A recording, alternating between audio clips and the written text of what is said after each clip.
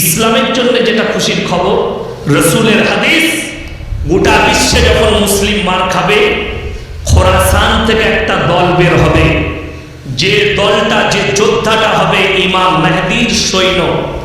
তারা যুদ্ধ করতে লাগবে আধুনিক অস্ত্র দিয়ে। পৃথিবীর আর কোনো শক্তি তাদের সামনে দাঁড়াবে না, দাঁড়াতেও পারবে না। তারা যুদ্ধ করে গিয়ে আল আকসায় ঝান্ডাটা গাড়বে। জোরে বলুন সুবহানাল্লাহ। কিয়ামতের ময়দান হবে ওই আল আকসা চত্বরটা। কিয়ামতের ময়দান হবে ওই জেরুজালেমের ময়দানটাই কিয়ামতের ময়দান। ওই ফিলিস্তিন গাজার ময়দানটাই হবে কিয়ামতের ময়দান।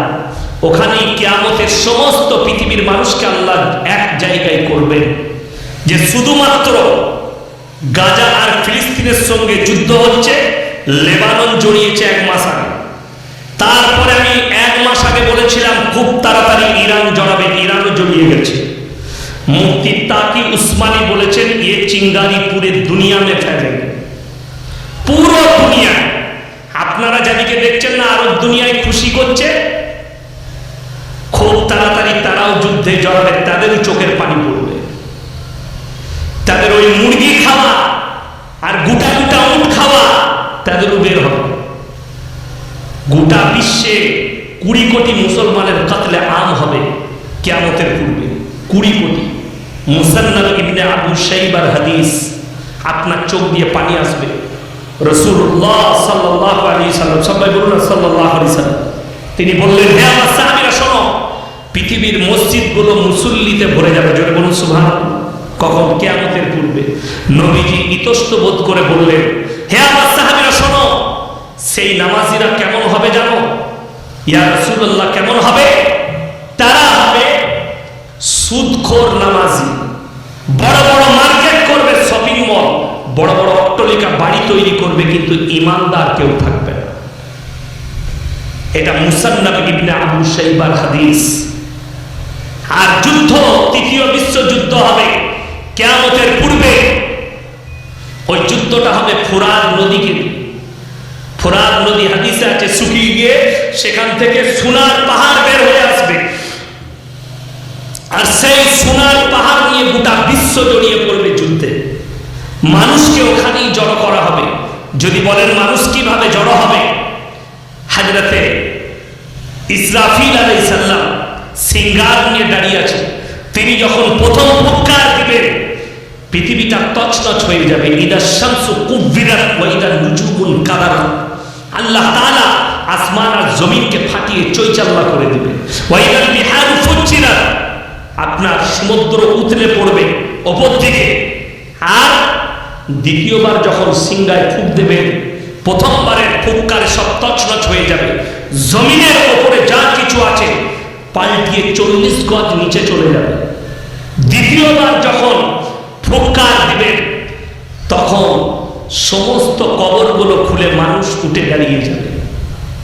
আর পশ্চিম দিক থেকে, আপনার পূর্ব দিক থেকে একটা আগুনের ঝোঁকা আসবে। গোটা পৃথিবীর মানুষকে ঠেলে নিয়ে গিয়ে ওই আগুনের ঝোঁকায় ছুটতে শুরু করবে। একবারই গিয়ে আল আকসা মসজিদে, ওই গাজা ফিলিস্তিনের ময়দানে আল্লাহ পৃথিবীর মানুষকে জড়ো করবেন। কোরআনে আছে ওয়া কুনতুম আজওয়াজান সালাসা, আমি কিয়ামতের দিনে মানুষকে 3টে দলে বিভক্ত করব। কটা বললাম? 3টে।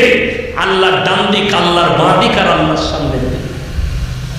আল্লাহর ডান দিকে তারা থাকবে যাদের ডান হাতে আমলনামা দেওয়া। আল্লাহর বাঁ দিকে তারা থাকবে যাদের বাঁ হাতে আমলনামা, তারা হবে জাহান্নামের উত্তরাধিকারী। আর ডান দিক ওয়ালা জান্নাত। আল্লাহর সামনের দিকে যারা থাকবে তারা হচ্ছে ওলি আউলিয়া এবং আলেম উলামা এবং আল্লাহর বন্ধুরা, যারা নেক হবে তারা ডাইরেক্ট জান্নাতে প্রবেশ করবে। জোরে বলুন সুবহানাল্লাহ। আমার ভাই, সবাই দোয়া করবেন, আল্লাহ কিয়ামতের দিনে আমার ডান হাতে আমলনামা দিন। যারা ভাবছে আমি পাপ করি, আমি পাপ করেছি কিন্তু আমি লুকিয়ে আছি, আমার পাপ কেউ দেখতে পায় না, আল্লাহর কসম করে বলছে আল্লাহ দেখছে।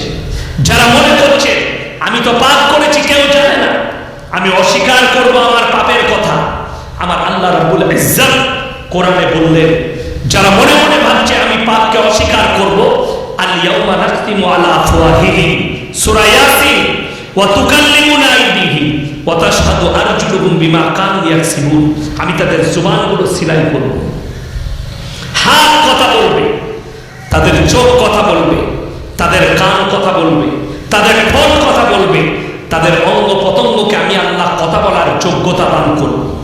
তারা কথা বলবে, সেদিনে অস্বীকার করার কোনো রাস্তা থাকবে না।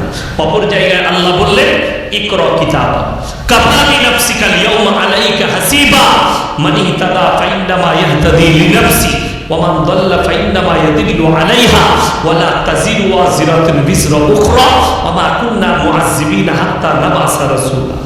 হে আমার নবী বলে দাও, কিয়ামতের দিনে প্রত্যেকটা পাপী তার হাতে আমলনামা ধরিয়ে দেওয়া হবে, নেককার হোক নারী পুরুষের হাতে।